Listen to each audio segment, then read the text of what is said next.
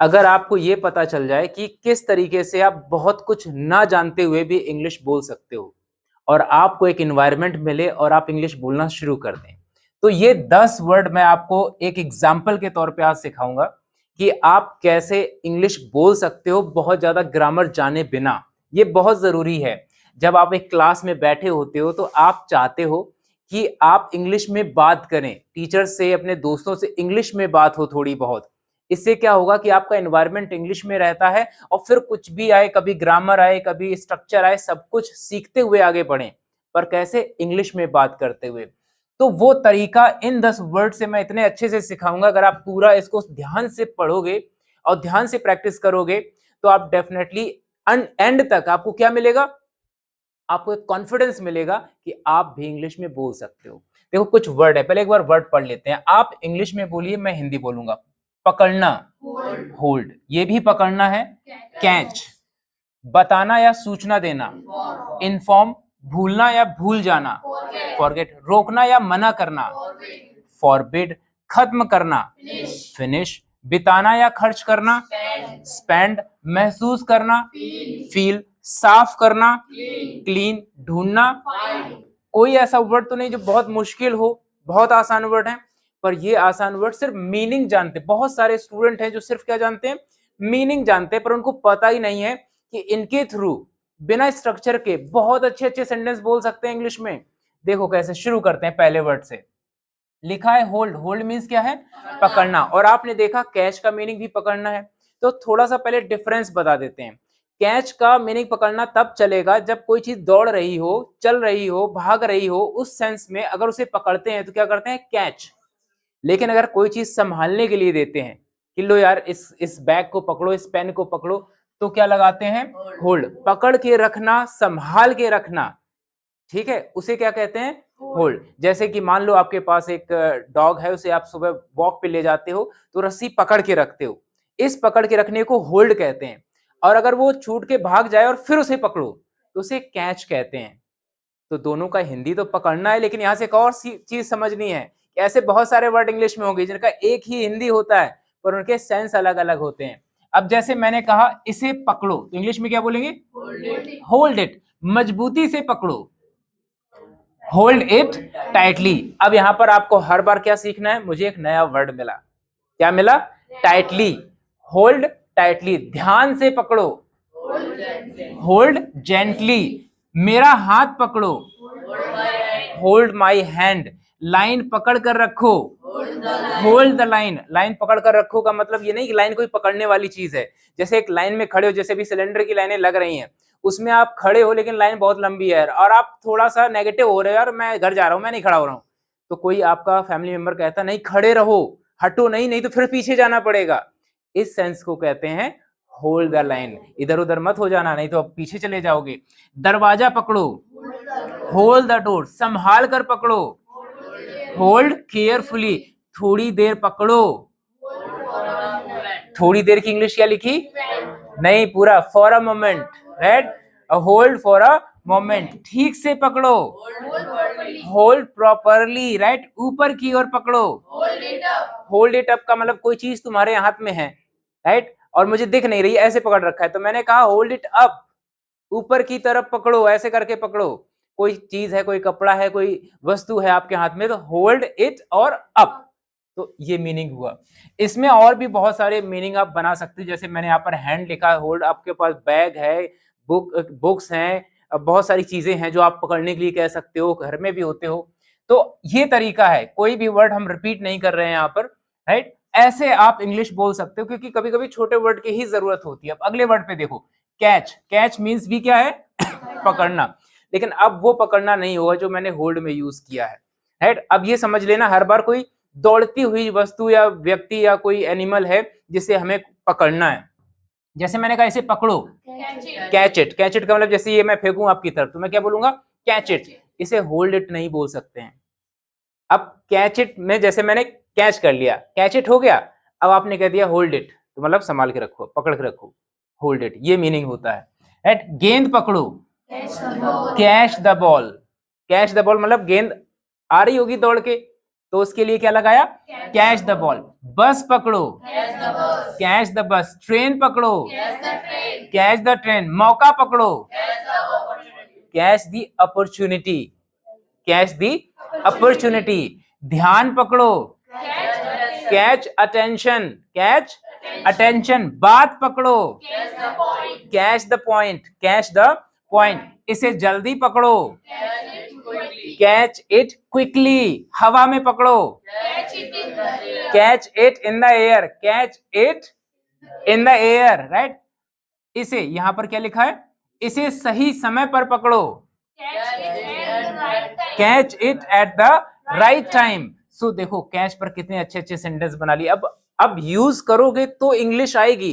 Problem यही होती है कि कैच का मीनिंग आता है पर उससे इंग्लिश बोली नहीं जाती है आपसे, और यही आपको सीखना है। दूसरा एक प्रॉब्लम पता है क्या होता है कि बच्चे सोचते हैं कैच का मीनिंग तो आता है, अब ये सब क्यों करना। ये सब करने का मतलब है कि आप चाहते हो कि आपकी जुबान से इंग्लिश निकले, इसलिए ये सीखना है। आगे और देखो ये क्या लिखा है, इन्फॉर्म। इन्फॉर्म मीन्स क्या होता है, बताना या सूचना देना। मैंने कहा मुझे बताओ। अब देखो टेल मी भी हो सकता है, टेल मी भी हो सकता है कि मुझे बताओ, लेकिन हमने वर्ड कौन सा चुना है, इन्फॉर्म, तो हम इन्फॉर्म लगाएंगे। सबको बताओ, इन्फॉर्म एवरीवन। कभी कभी मैं ग्रुप में मैसेज डालता हूँ, कोई चीज आ जाती है बताने के लिए, तो मैं फिर आपको बताता हूँ ऐसा ऐसा ऐसा ऐसा है, कल ऐसा होगा, सबको बता दो। Inform everyone. उसे बताओ, अब ये जो हिम लिखा है ये हर भी हो सकता है। मैंने कहा उसे बताओ, इन्फॉर्म हर। हमें बताओ, इन्फॉर्म अस, इन्फॉर्म अस। उन्हें बताओ, इन्फॉर्म देम। यहाँ किसी का नाम भी हो सकता है, जैसे मैंने कहा अपने पिता को बताओ, इन्फॉर्म योर फादर। तो बहुत, ये तो मैं 10 ही यहाँ पर लिख रहा हूँ, आप चाहो तो इसको 30-40 कर सकते हो। उन्हें बताओ, इन्फॉर्म सही समय पर बताओ। देखो एक वर्ड मिला, eight the right time. Inform eight the right time. यहाँ पर ये भी लिख सकता हूं, मुझे सही समय पर बताओ, inform me at the right time, right. पहले बताओ, इन्फॉर्म बिफोर हैंड, तुरंत बताओ। इमीडिएटली का मतलब क्या हुआ, तुरंत। इन्फॉर्म इमीडिएटली, मुझे जानकारी दो, इन्फॉर्म मी। ऑफिस को बताओ, inform the office. Inform your relatives, inform your neighbours, inform your friends. कोई भी हो सकता है ना, एक शब्द से कई सारे शब्द बनेंगे। मैंने तो एक लिखा, आपको यही समझना, ये भी नहीं कि 10 ही समझे। आपको पढ़ते पढ़ते क्या समझना है कि आप क्या कर सकते हो, क्योंकि हर बार उतना ही समझोगे तो फिर आपको बहुत समझना पड़ेगा। आपको यह लगेगा सर आज 10 वर्ड दे रहे हैं, कल फिर 10 देंगे, फिर मैं और सीखूंगा। नहीं, आपको 10 वर्ड से सैकड़ों का समाधान निकालना है। सबको सूचना दो। अब यही वर्ड यहाँ पर भी इन्फॉर्म एवरीवन में भी था, राइट। इन्फॉर्म एवरीवन कह लो ये या इन्फॉर्म ऑल कह लो।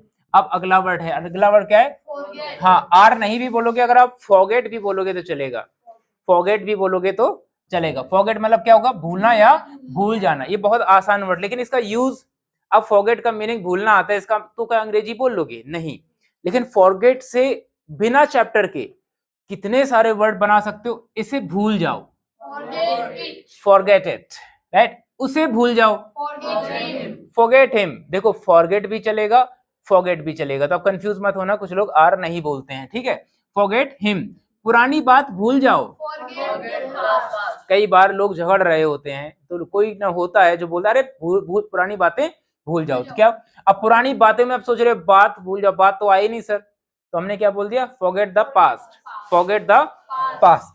छोटी बात भूल जाओ, फॉरगेट स्मॉल थिंग्स। आप फिर से नहीं बोल रहे हो, आप फिर सत्संग में बैठ गए हो, राइट। गलती भूल जाओ, फॉरगेट द मिस्टेक, रिपीट, बीती बात भूल जाओ, फॉरगेट व्हाट हैपेंड। अब हम अच्छा करेंगे, फॉरगेट व्हाट हैपेंड, उसका नाम भूल जाओ, फॉरगेट हिज नेम। चिंता भूल जाओ, फॉरगेट द वरीज, पुरानी यादें भूल जाओ, फॉरगेट ऑल मेमोरीज, उस घटना को भूल जाओ, फॉरगेट द इंसिडेंट। यहाँ दैट भी लगा सकते हैं, पर आगे जब द का यूज सीखोगे तो आपको पता चलेगा क्या होता है। फॉरगेट द इंसिडेंट, आपको देखो फॉरगेट आता था, इससे कोई फायदा नहीं था, लेकिन फॉरगेट पे अब आप जरूरत पे सेंटेंस इंग्लिश में बोल सकते हो, तो मतलब आप इंग्लिश में बोल सकते हो। ये है तरीका इंग्लिश बोलने का। मीनिंग जानकर क्या आएगा, अक्सर बच्चे मीनिंग रटते रहते हैं। आज से तुम्हारा काम क्या है, मीनिंग जो भी आता है उस पर सेंटेंस में जरूर डालो, उसे अपने उस सेंटेंस में डालो जो बोला जाता है, जो जरूरी है। आगे देखो क्या लिखा, फिनिश मीन क्या हो गया, खत्म।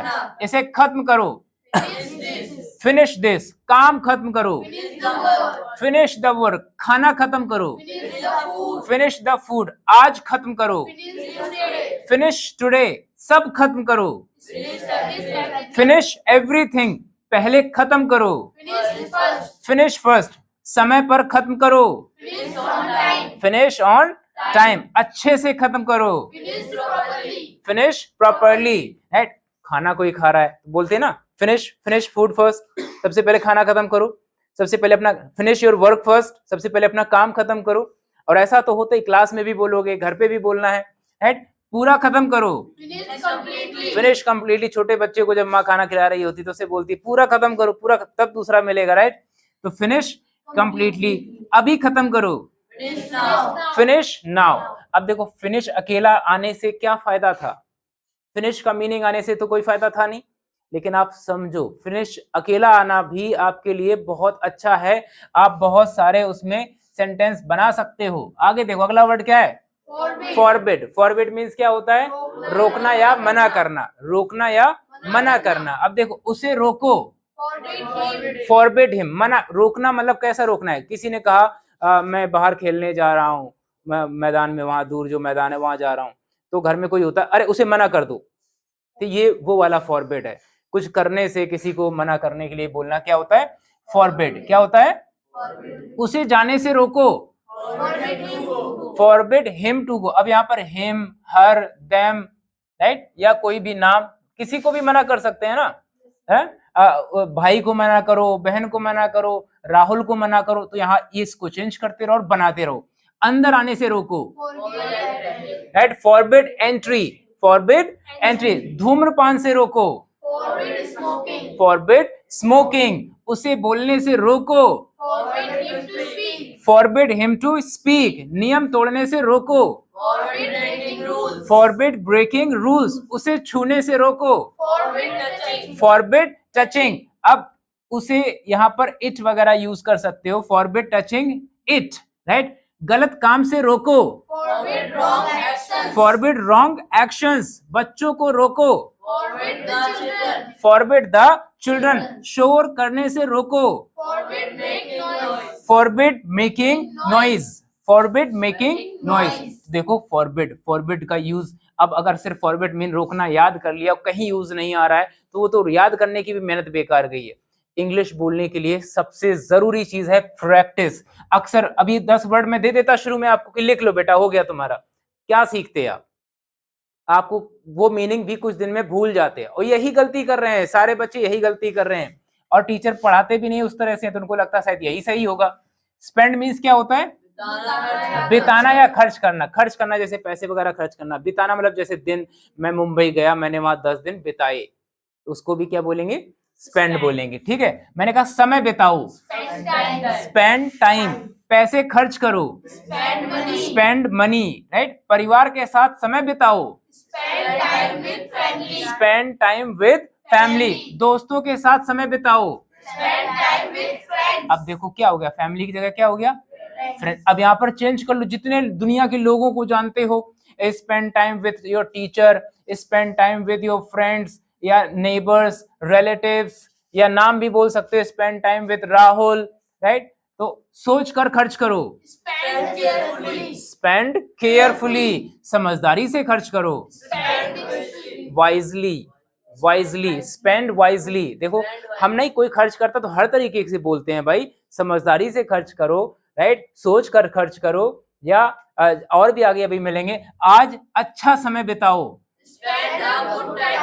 Spend a good time today. जैसे आप कहीं से घूम कर आए तो आपको लग रहा है यार आज मैंने अच्छा समय बिताया, I spend a good time today. तो इस तरह से इंग्लिश में आता है, यहाँ समय बिताओ, spend time here, spend time in exercise, spend time in exercise, spend time in learning meanings, spend time in making sentences, हम बहुत सारे सेंटेंस बना सकते हैं। खुशी से समय बिताओ, स्पेंड टाइम हैप्पीली, काम पर समय बिताओ, स्पेंड टाइम एट वर्क। अब बताओ, सोच के देखो, जो बच्चे ये गलतियां कर रहे हैं, बहुत सारे बच्चे हैं जो ये गलती कर रहे हैं कि मीनिंग याद कर लिया, उनको लगता है मीनिंग याद करने से। इंग्लिश बोलने के लिए आपको प्रैक्टिस करनी होगी, या तो आप खुद से बना के प्रैक्टिस करो, या तो ऐसे कर लो। भाई मैं करवा दे रहा हूं।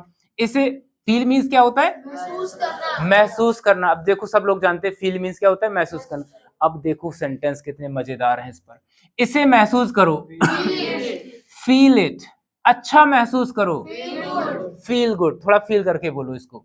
आराम महसूस करो, फील रिलैक्स्ड, फील रिलैक्स्ड। फर्क महसूस करो, feel the difference, right. Meaning याद करना और मीनिंग पर सेंटेंस प्रैक्टिस करना, फील द डिफरेंस, राइट। खुशी महसूस करो, फील हैप्पीनेस। दर्द महसूस करो, फील द पेन। ऊर्जा महसूस करो, फील द एनर्जी। बदलाव महसूस करो, feel the change.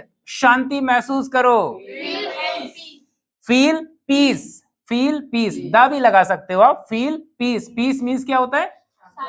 Shanti, right. खुद को महसूस करो, फील योर सेल्फ। अब ऐसे महसूस करने के लिए तो दुनिया में बहुत सारी चीजें हैं जो आप डेली करते रहते हो, हर जगह करते रहते हो, राइट राइट। तो आप बस क्या लगाते जाएंगे? वर्ड लगाते जाएंगे, बाकी आपका फील वर्ड काम कर देगा। अगले वर्ड को देखो, क्लीन मीन्स क्या होगा? साफ करना। जैसे इसे साफ करो, क्लीन इट। कमरा साफ करो, क्लीन द रूम। मेज साफ करो, क्लीन द टेबल। फर्श साफ करो, क्लीन द फ्लोर। हाथ साफ करो, क्लीन योर हैंड्स। बोर्ड साफ करो, कपड़े साफ करो, क्लीन द क्लॉथ। अच्छे से साफ करो, क्लीन प्रॉपर्ली। जगह साफ रखो। अब रखना का मीनिंग भी आ गया, रखने का मीनिंग भी आ गया। Keep the place clean, keep the place clean. Keep your shoes clean, keep your clothes clean, keep your bag clean. अपना बैग साफ रखो। अगर ऐसा बोलना हो तो कीप के साथ में आप बना सकते हो। हाँ, घर साफ करो, हर चीज तो हम साफ करते हैं अपनी चीजें। तो बस देखो, एट, रूम, टेबल, फ्लोर। इससे देखो अलग अलग मीनिंग भी आ रहा है ना, सिर्फ एक क्लीन वर्ड नहीं है। हर बार मैं हाउस लगा रहा हूं, कहीं पर प्लेस, कहीं प्रॉपर्ली, कहीं क्लॉथ, बोर्ड, हैंड, ये भी तो वर्ड हैं, ये भी पड़े हुए हैं दिमाग में। सब सेंटेंस कैसे बनता है? वर्ड्स को मिलाकर बनता है। और वर्ड्स कब मिलेंगे? जब आप वाक्य बनाओगे, सेंटेंस बनाओगे। तो बनाना शुरू करो, प्रैक्टिस करो। फाइंड मीन्स क्या है? ढूंढना। इसे ढूंढो, फाइंड इट। रास्ता ढूंढो, फाइंड द वे। देखो, पहले मैंने कहा इसे ढूंढो, कोई चीज हो सकती है। फिर मैंने कहा रास्ता ढूंढो। फिर देखो कितना अच्छा वर्ड है, समाधान ढूंढो। कोई प्रॉब्लम है तो हम प्रॉब्लम में क्या कहेंगे? सोल्यूशन को खोजो, फाइंड द सोल्यूशन। गलती को ढूंढो। जैसे होता है ना, कुछ तुमने लिखा हुआ है, ये लिखा हुआ, मैंने कहा फाइंड द मिस्टेक, तो सिर्फ फाइंड आने का कोई सेंस ही नहीं बनता। हम क्या बोलेंगे? फाइंड। इसका फाइंड द मिस्टेक। सच ढूंढो, फाइंड द ट्रूथ। जवाब ढूंढो, फाइंड द आंसर। समय ढूंढो, मौका ढूंढो, फाइंड द अपॉर्चुनिटी। कारण ढूंढो, उसे ढूंढो, फाइंड हिम।